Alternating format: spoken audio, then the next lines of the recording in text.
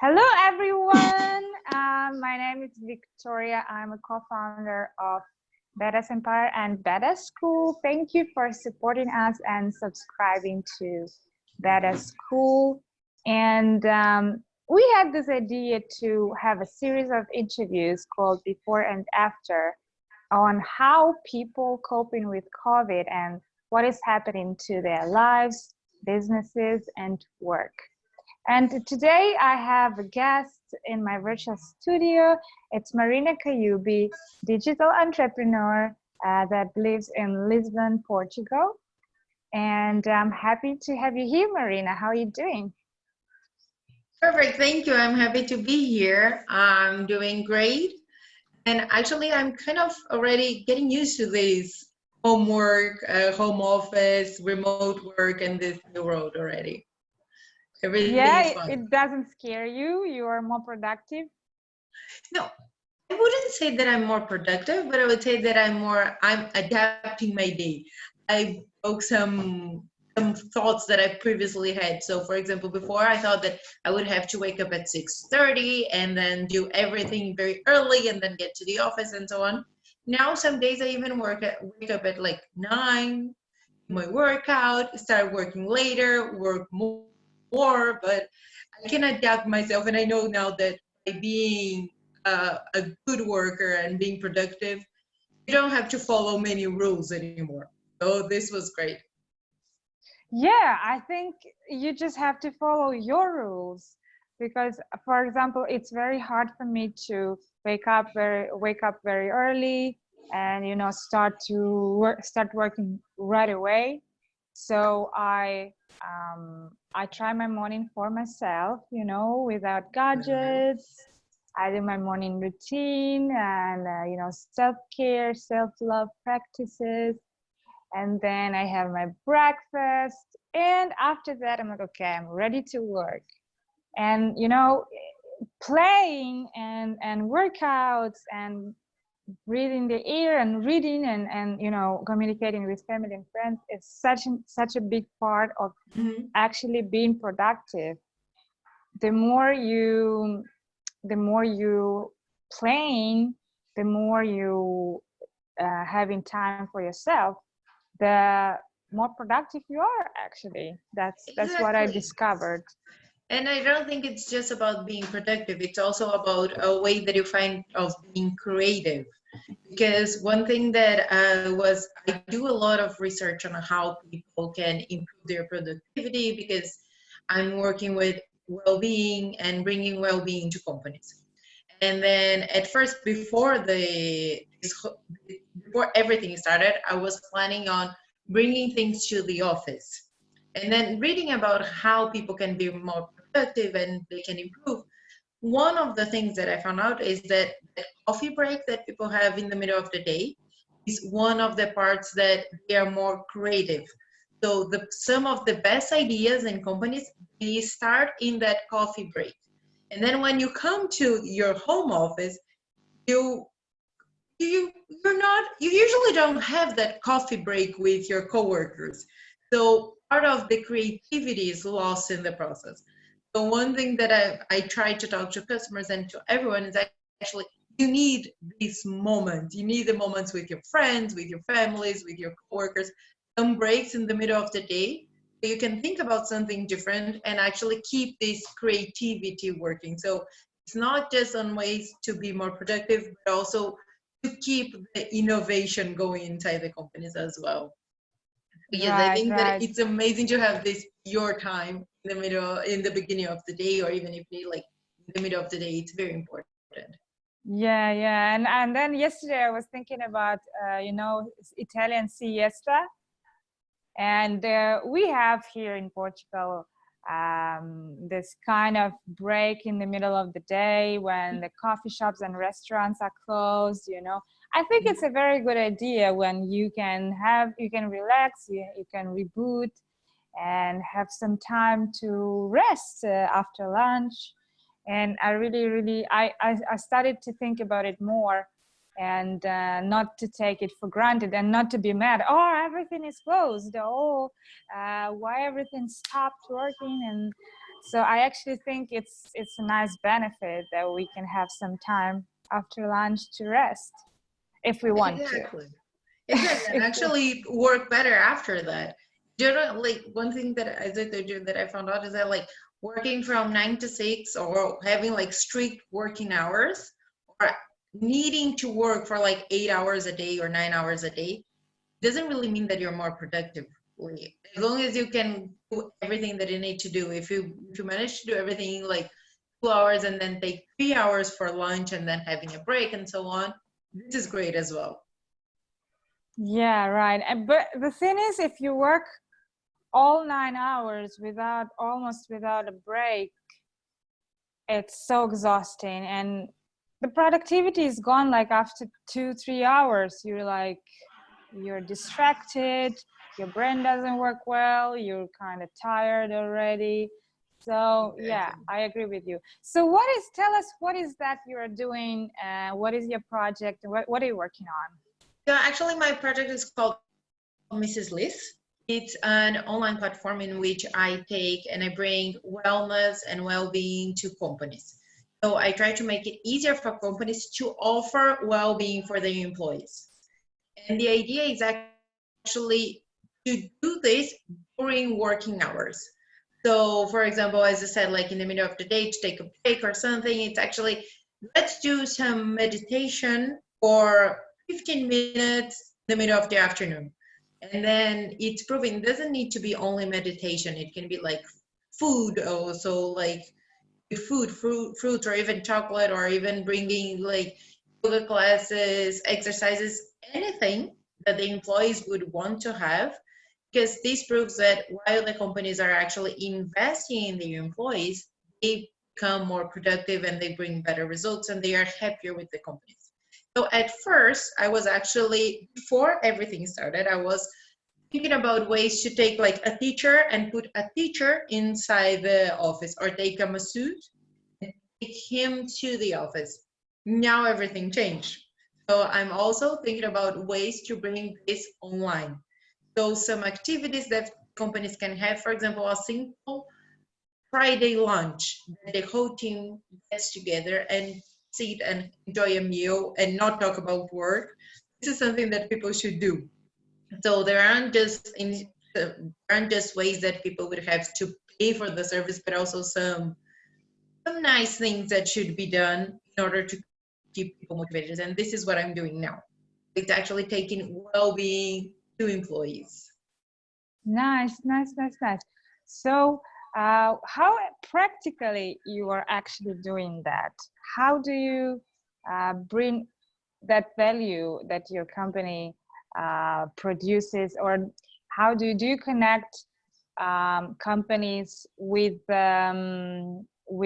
yoga teachers and stuff like that, or what is the game there? Yes, actually, the idea is actually to take the best suppliers in the market and bring them to the companies. So what I'm promoting is actually some companies, they think they want to offer something, they don't even know where to start. And aside from that, they compare, a lot of them, they would compare the prices. So I would pay, I don't know, €5 for a personal trainer, or I would pay €7 for a yoga teacher, for example. These are not like real numbers, but they would think like, okay, the €5 would be better because it's cheaper. But sometimes it's not what actually the employees would want. So the employees wouldn't be committed to this new activity. So actually the €7 is, even though it would seem more expensive, would have a better return on this investment that the company would be doing. So actually my idea is to take the best suppliers, understand what the company needs, and connect both of them. So I take all this trouble away from the company to think about the suppliers, to find the suppliers, to organize the suppliers, deliver the service, and then so this is what I do. I connect both of them. Okay, and so how do you know what the employees actually want? Do you have a survey or something like that? Yeah. Exactly. We start by asking the employees what they want. So it's so simple, and many people don't do that. So it's just asking them like how they're feeling. And sometimes even the employees, they don't know what they want. It's actually, there is a very simple survey that we do in the beginning, that we ask like how they are feeling, we understand about how committed, we understand a little bit about the culture of the company as well, very briefly, but just to understand that if it's more competitive, it's more collaborative, so we can also offer the best supplier in that sense. And what we do is that we do a follow-up every 6 months. So every 6 months we do a lot of another small and very brief surveys to understand like how they're responding to this service and if we need to adapt something. Because also the results of this wellness that we are bringing to the company, it's not going to be immediately. So this is also something that we try to bring to the companies to show them, okay, this is an investment, there is a return, but it's not in the same day that you're going to see the return. It takes a little longer. This is what we Nice. do. I really like the idea. I really like the idea.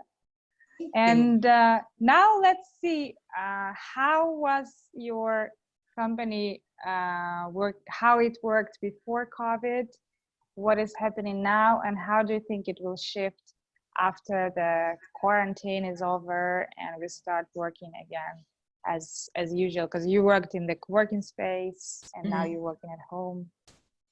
So what I was doing before was actually going and visiting the customers in person and talking to them. This is not happening anymore. So, and also what I was doing before was I was a lot focused on in-office hours, meaning the office space as well. Even though it was during working hours and I was also considering remote work, I knew it wasn't the first audience, let's say, especially here in Portugal. So what I'm doing now is actually I'm a little bit more open. So for every supplier that I have, I also include the option, do you do remote, do you do online as well or not? So now I'm reaching out to companies, giving them all their information and a lot of information and a lot of ways that they can work now, because most companies, they actually don't know how to deal with this new role, this new remote work. There was a survey showing that I think 69% of Portuguese had never done one single day of working from home or remote work in 2018. So this is a lot of people doing this for the first time. So it's actually showing them. And so actually, I think that after this whole COVID is over, I think companies will listen more to their employees. So it's not going to be, you should work from the office or you should work from home. You should work from where you're more productive. So I think this will little change on the behavior of the companies, on the behavior of all the employees, and how they will invest in the employees. It's also going to change. So I think this is a little bit on how we can adapt to this new reality, that the teams are not going to be more just remote or just in the office. They're most probably going to be a mix of both of them, and how we can integrate teams and how we can bring the same solution for those who are in the office and for those who are working from home. I think this is the biggest challenge. How big is your team, and what is the change for your company right now? My team is 2 people, so it's not a big change. We were already working from the same space, so we're still working from the same space. So the change is not as big. It's the biggest change is actually with my suppliers, who I was actually more. It was easier. It was now it's a new reality, so they need to adapt as well to this new reality. I think the biggest challenge is with them more than with my own team. But now what? Now you will have 2 options. You will have, for example, let's take yoga classes. You will have an option when the teacher actually comes to the office and teaches, and you will have an option of an online class when you have, for example, you have a projector, and you just show the class to your employees, and that's it. The class is over and you're coming back to work. Exactly. I think there is a third option in which you can broadcast the class from the office. So in which the yoga teacher would come to the office, he or she would give the class for those employees who are in the office. And at the same time, those who are working from home, those who are doing remote work, they can take the same class at the same time. So because the Nice. idea of this is actually not just to have the yoga class, but it's also to have an experience in which employees, they get together, they connect, they have a new moment of being together and relating to each other.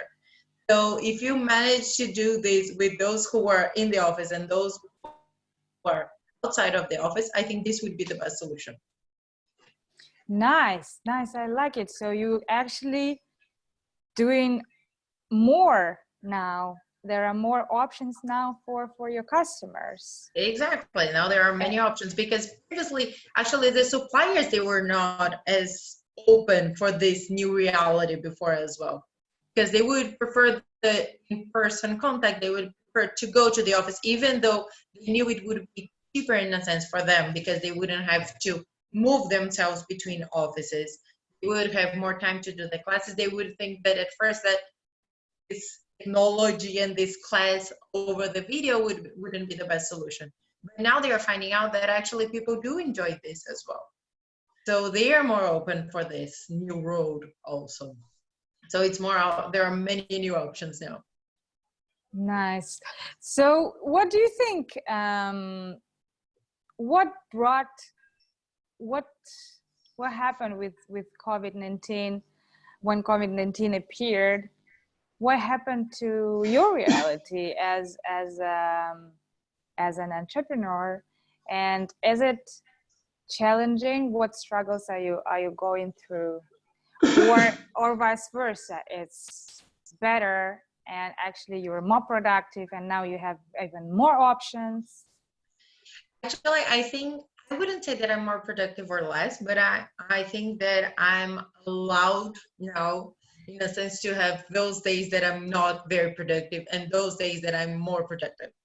I think that now, like my mind is more open to say like, okay, there are some days that are not good working days. I think this is a huge change that, and this, I don't think it's just for me. I think that for many people who I'm talking to, they're like, okay, there are some days that they're like, days that I want to stay home and do nothing. Now you were kind of allowed to do that. I think that it's very challenging. And even though I have a small company, I used to work from a co-working, I had a small routine in which I would go to the office and then work from there and then come back, even though it wasn't a strict routine because I would go to customers and suppliers and so on. I had a schedule in a sense. Now I don't have it anymore. So this was challenging at first. And then I found out that I need kind of a schedule to be more productive. So now I developed my new schedule here working from home. I think this was something that I'm learning more about the ways that I like to work and how I want to work as well. So I think for the company, it's going to be a big change. And this moment in this COVID showed everyone that adaptability is a must for every company. And you need to be open to change, and you need to be open to not forget, let it go, the previous idea that you had, and then start a new one like right at that moment. So I think these are the biggest changes that I see from COVID. Portuguese people are very like pretty conservative. So do you think now they will be more open-minded and well, as we said, there will be more options. You can work from office, you can work from home. What else do you think can change I in the do behavior hope of they are people? more open-minded after this, especially thinking about ways of work, because I do hope that they start valuing more of work-life harmony. That's a way that in which they see that their work life and their personal life, they need to be, both of them need to be good, and they need to be in harmony, in which you say that you need to be happy in both ways. You need to enjoy your job and you need to enjoy your personal life and so on. And I think in a working environment, we're gonna see a lot of change. At least I hope so. But I still am skeptical about on how the companies are actually going to value their employees, because they are still very worried about the finances. So how this is going to match with this new reality. So how investing and how much money they are going to put into the employees. I don't know how this is going to be, but I hope that they open their mind for that as well. What would your advice be to those who is struggling in their transition during this pandemic?